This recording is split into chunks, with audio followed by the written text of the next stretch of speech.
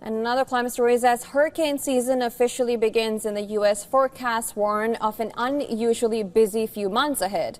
But experts are warning it's not just the storms that they need to worry about. Now, there are growing concerns over the federal agencies tasked with predicting and responding to these disasters.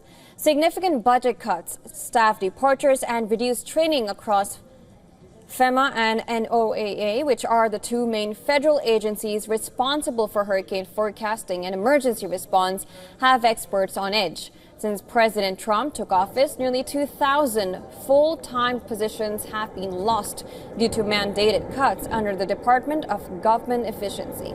And that is about 1/3 of FEMA's full-time workforce. Training programs were canceled or moved online, and grant funding has been slashed.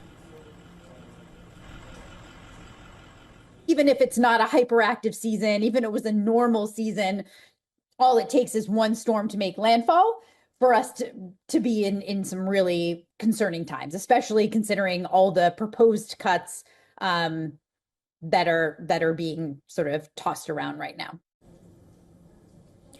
The FEMA is now led by Acting Chief David Richardson, a former Marine officer with little to no disaster management experience. He says FEMA will stick strictly to what the law requires, that is, pushing more responsibility and costs onto the states. The potentially active season and storms getting more intense with climate change, coupled with the proposed already the cuts to NOAA, lack of staffing and lack of data going into models, and then moving into a season where potentially there won't be a FEMA response.